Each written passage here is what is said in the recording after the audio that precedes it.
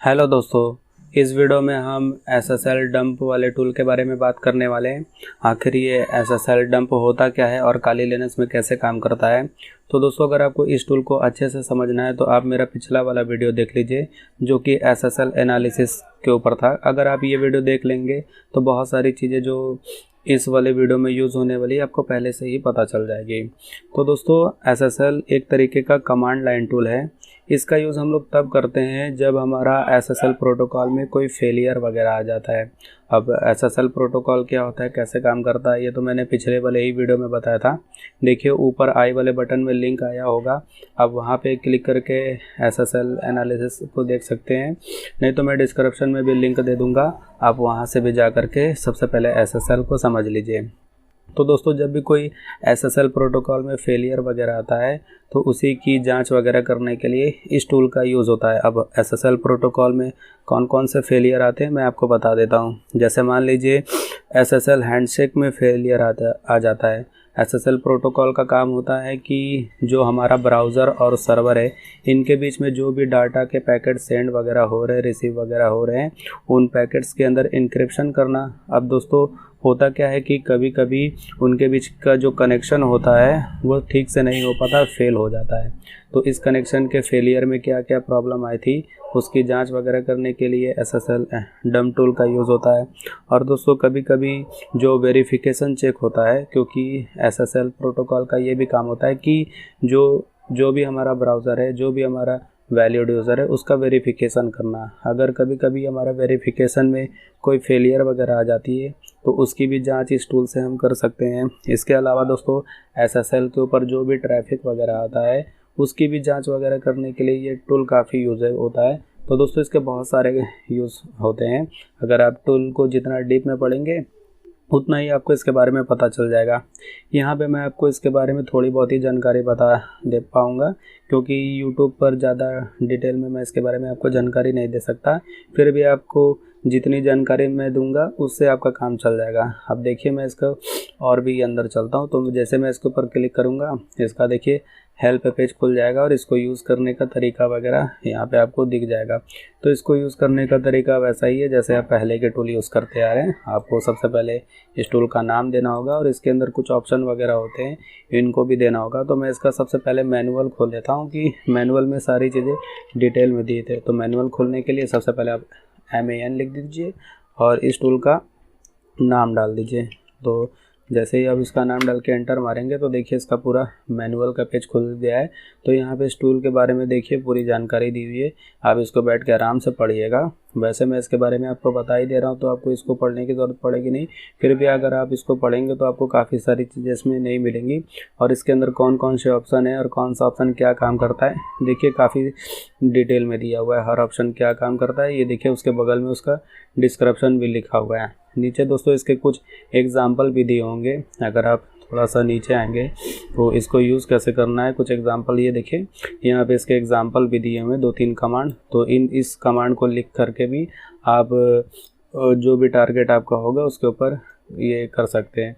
तो मैं आपको एक प्रैक्टिकली अभी आपको करके दिखाऊंगा कि इस टूल को प्रैक्टिकली कैसे यूज़ करना है। तो दोस्तों, मैंने आपको पहले ही बताया था कि SSL क्या काम करता है। SSL जब किसी ब्राउज़र और सर्वर के बीच में जो डाटा ट्रांसफ़र होता है उसी पैकेट्स को एनालाइज करने में और उनके बीच के जो वेरिफिकेशन होता है या इनक्रिप्शन वगैरह होता है, इसी सब चीज़ों को हैंडल करता है। तो अगर आपको इस टूल को अपने डिवाइस पर एक्टिवेट करना है तो सबसे पहले आपको इसको एक्टिवेट करने के लिए क्या करना होगा, चलिए मैं आपको टर्मिनल पे बताता हूँ कि ये टूल आपके डिवाइस में काली लिनक्स मशीन में एक्टिवेट कैसे होगा। तो मैं इसको यहाँ से कट कर देता हूँ। तो सबसे पहले आप अपना टर्मिनल खोल लीजिए इस टूल को एक्टिवेट करने के लिए। टर्मिनल ओपन करने के बाद यहाँ सबसे पहले SSL डंप लिख दीजिए। उसके बाद आपको यहाँ पे इंटरफेस लिखना होगा। अब दोस्तों, इंटरफेस आप कैसे पता करेंगे, तो इंटरफेस क्या होता है दोस्तों, इंटरफेस वो होता है जिस सोर्स के थ्रू आप अपने डिवाइस में इंटरनेट चलाते हैं। तो दोस्तों, आप अपने डिवाइस में इंटरनेट या तो वाईफाई के द्वारा चला रहे होंगे या तो ईथरनेट के द्वारा चला रहे होंगे। किस भी सोर्स से आपका यूज़ हो रहा है ये पता करने के लिए आप यहाँ पे IF config लिख दीजिए। और एंटर मार दीजिए। तो यहाँ पे देखिए आपको ऊपर दिखने को मिल जाएगा कि मेरे डिवाइस में ईथरनेट के द्वारा इंटरनेट चल रहा है। अगर आपका वाईफाई के थ्रू चल रहा होगा तो यहाँ पे आपको WL दिखने को मिल जाएगा। तो ये आपके लिए काफ़ी इंपॉर्टेंट है, इसको नोट करके रख लीजिएगा। अब दोस्तों SSL डंप टूल का जब आप यूज़ करेंगे तो ये आपको नाम इंटरफेस के तौर पे देना पड़ेगा। अब कैसे देना है, चलिए मैं आपको यहाँ SSL डंप का एक कमांड लिख के दिखाता हूँ। तो यहाँ पे SSL डंप लिख दीजिए, उसके बाद -i इंटरफेस देने के लिए इंटरफेस में आपको यही लिखना है। अगर आपका WL वाला होगा तो WL दे दीजिएगा। मेरे में ईथरनेट है तो मैं यहाँ पे ETH0 दे देता हूँ। उसके बाद दोस्तों आपको पोर्ट नंबर देना है। तो पोर्ट आप 2 दे सकते हैं, पोर्ट नंबर 80 या तो पोर्ट नंबर 443। दोस्तों पोर्ट नंबर 8080 हम तब देते हैं जब हमें HTTP वाली वेबसाइट को एक्सेस करना होता है। लेकिन दोस्तों आजकल ज़्यादातर वेबसाइट्स HTTPS वाली हैं, तो HTTPS वाली जो वेबसाइट होती हैं वो 443 वाले प्रोटोकॉल पे ही वर्क करती हैं। तो आप यहाँ पे देख लीजिएगा कि आपकी जो भी टारगेटेड वेबसाइट या सर्वर वगैरह है वो HTTP वाली प्रोटोकॉल का यूज़ कर रही है या HTTPS वाली। तो ज़्यादातर वेबसाइट HTTPS वाली ही मिलेगी, तो आपको यहाँ पे 443 ही डालना होगा। उसके बाद दोस्तों जैसे ही आप इसको यहाँ से ला करके एंटर मार देंगे तो ये आपका काम। यह दोस्तों मैंने यहाँ पे ईथरनेट की स्पेलिंग यहाँ पे लग रहा है गलत लिख दी है, तो मैं इसको फिर से करेक्ट कर लेता हूँ। SSL DUMP, उसके बाद -i, उसके बाद ETH0, उसके बाद पोर्ट 443। जैसे लिख के आप इसको एंटर मारेंगे तो यह टूल आपके डिवाइस में एक्टिवेट हो जाएगा।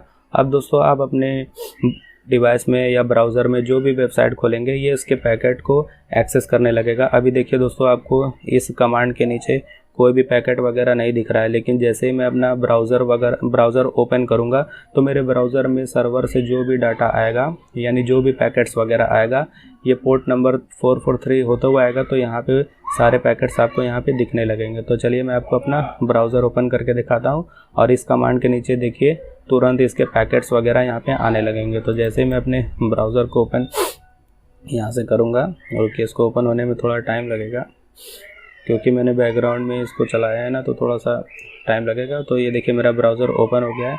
अब यहाँ से आप किसी भी वेबसाइट पे चले जाइए। तो ये देखिए दोस्तों मेरा थोड़ा ये स्लो है, तो थोड़ा सा पेशेंस रखिएगा आप। ये देखिए दोस्तों मैं मान लीजिए यहाँ से किसी भी वेबसाइट, ये मान लीजिए मैं यहाँ से यूट्यूब को ही ओपन करना चाहता हूँ, तो यहाँ पे यूट्यूब के ऊपर मैं क्लिक कर देता हूँ तो यूट्यूब वाली मेरी वेबसाइट देखिए खुल जाएगी। अगर यहाँ पे अब दोस्तों इसके URL पे आएंगे तो देखिए यहाँ पे HTTPS लिखा हुआ मिलेगा। इसका मतलब कि ये HTTPS प्रोटोकॉल यानी SSL का वो यूज़ कर रही है। अगर यहाँ पे आपको केवल HTTP दिखने को मिलेगा, S नहीं रहेगा, तो यहाँ इसका मतलब ये होगा कि वो SSL का यूज़ नहीं कर रही है। अब दोस्तों मैं अगर अपने वो टर्मिनल पे चलता हूँ, देखिए दोस्तों जैसे ही मैंने अपना ब्राउज़र ओपन किया तो YouTube से रिलेटेड जितने भी पैकेट्स थे जो, क्योंकि मैंने YouTube की वेबसाइट खोली थी, तो यहाँ पे देखिए उसके सारे पैकेट्स यहाँ पे रिसीव होना स्टार्ट हो गए हैं। तो मैं इस ज़रा ऊपर चलता हूँ और आप ऊपर से आपको कुछ समझाता हूँ। ये देखिए मैंने यहाँ पे जो कमांड लिखा था, कमांड के बाद जितने भी यहाँ पे पैकेट्स रिसीव हुए हैं उन पैकेट से रिलेटेड यहाँ पे देखिए इसकी जानकारी आना स्टार्ट हो गई है। तो देखिए दोस्तों यहाँ पे काफ़ी बड़ी चौड़ी यहाँ पे काफ़ी सारी जानकारी है। तो दोस्तों इस सभी जानकारी को अगर आपको समझना है तो आपको नेटवर्किंग का काफ़ी अच्छा खासा ज्ञान होना चाहिए, नहीं तो आपके लिए ये ज़्यादा यूज़फुल नहीं हो पाएगी। आपको नेटवर्किंग का अच्छा खासा ज्ञान होना चाहिए। उसके अलावा दोस्तों जो SSL डंप टूल था, इसका मैनुअल आपको काफ़ी अच्छे से पूरा पढ़ना पड़ेगा। मैंने आपको मैनुअल थोड़ी देर पहले इसका ओपन करके दिखाया था। अगर आप इसका मैनुअल अच्छे से पढ़ लेंगे तो बहुत सारी चीज़ें आपको यहाँ पे समझ में आ जाएगी। और आपको नेटवर्किंग का भी अच्छा खासा ज्ञान होना चाहिए, तभी आपको ये सब चीज़ें समझ में आ जाएगी। नहीं तो आपको ये लगेगा केवल टेक्स्ट में ये सब क्या आंसर लिखा हुआ है। तो यहाँ पे मैं सभी चीज़ों को डीप में तो नहीं समझा सकता क्योंकि यूट्यूब पर ये सभी चीज़ें इलीगल है, फिर भी आपको हल्का फुल्का समझा देता हूँ कि ये सब चीज़ें कैसे कैसे है।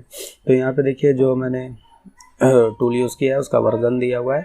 नीचे अगर आप आएंगे तो यहाँ पे आपको देखिए होस्ट सर्वर नेम दिख जाएगा, क्योंकि मैंने यहाँ पे देखिए मोजिला फायरफॉक्स वाले ब्राउज़र का यूज़ किया था, तो यहाँ पे उसका सर्वर नेम दिख जा रहा है, एक्सटेंशन नेम भी दिख जा रहा है। अगर और अब नीचे आएंगे तो देखिए नीचे और भी सारी जानकारी है। देखिए यहाँ पे ये सब है। इन सब चीज़ों को समझने के लिए दोस्तों नेटवर्किंग का अच्छा खासा ज्ञान होना चाहिए, क्योंकि अगर मैं आपको अगर उन सब चीज़ों के बारे में बता दूं जिसके बारे में आपने नहीं सुना होगा तो आपको नहीं समझ में आएगा। आपको इसके मैनुअल को काफ़ी अच्छे से पढ़ना पड़ेगा, तभी आपको ये सब जानकारी समझ में आएगी। दोस्तों अगर आप चाहते हैं कि आपको जो भी ये यहाँ पे डाटा दिख रहा है एक फ़ाइल के रूप में सेव कर ले, तो इसको कैसे सेव करना है मैं आपको बता देता हूँ। तो दोस्तों जो भी आपने यहाँ पे कमांड आपने लिखा था, इसमें आपको लास्ट में -w डाल के एक फ़ाइल का जो भी नाम देना चाहते हैं वो दे सकते हैं। चलिए मैं आपको इसको एक कमांड के रूप में ही दिखा देता हूँ। अगर आप चाहते हैं कि यहाँ पे जितना भी डाटा लिखा हुआ एक फ़ाइल के रूप में सेव हो जाए तो उसको कैसे करना है, तो मैं एक कमांड यहाँ से इसको कॉपी कर लेता हूँ। कॉपी करने के बाद आपको एक को नया टर्मिनल खोलना है। तो मान लीजिए मैं यहाँ से नया कोई टर्मिनल ओपन कर लेता हूँ।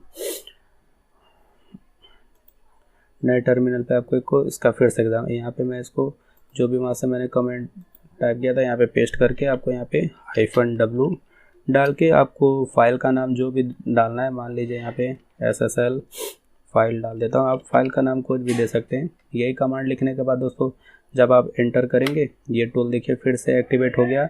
लेकिन दोस्तों अब इस वाले कमांड में होगा क्या कि जो भी आपके पैकेट्स होंगे वो इस वाले फाइल में सेव होते चले जाएंगे। तो अब अगर आप अपना ब्राउज़र ओपन करेंगे तो जो भी आपका पैकेट्स वगैरह होगा वो इस वाले फाइल में सेव होते चले जाएंगे। तो मान लीजिए मैं अपना यही यूट्यूब खोल लेता हूँ और इसके अंदर कुछ भी ओपन वगैरह करता हूँ। मान लीजिए मैंने इसी के ऊपर क्लिक कर दिया तो देखिए पैकेट्स यहाँ पे इसके जनरेट होने लगे होंगे। ये तो कौन सी ब्लैंक खुल गई, देखिए इसके यहाँ पे देखिए पैकेट जनरेट होना स्टार्ट हो गए होंगे। लेकिन दोस्तों अब ये जितना भी यहाँ पे पैकेट जनरेट वगैरह हुआ होगा ये इस वाले फाइल में सेव होता चला गया होगा। अब ये दोस्तों फाइल आपको कहाँ पे मिलेगी, तो चलिए मैं इसको कट करके दिखा देता हूँ। आप अपने ये फाइल मैनेजर पे जाइए, ये देखिए होम वाले में यहाँ पे जाइए, आपको ये रूट डायरेक्टरी मिलेगी। रूट में आएंगे तो ये देखिए मैंने SSL फाइल नाम से जो फाइल सेव किया था, ये देखिए यहाँ पे फाइल आ गई और इसके अंदर वो सारे पैकेट्स वगैरह आ गए होंगे। इसको आप ओपन करके देख सकते हैं। तो दोस्तों आज की वीडियो में इतना ही। होप आपको ये SSL एनालिसिस से रिलेटेड वीडियो पसंद आया, क्योंकि दोस्तों जितनी मेन बातें थी लगभग सभी इसके अंदर की कवर हो गई हैं। फिर भी दोस्तों अगर आपको कुछ नहीं समझ में आया होगा तो आप कमेंट सेक्शन में मुझसे पूछ लीजिएगा, मैं उसका जवाब दे दूंगा। दोस्तों मैं चलता हूँ, मिलूंगा आपको नेक्स्ट वीडियो में नेक्स्ट टॉपिक के साथ। तब तक के लिए जय हिंद।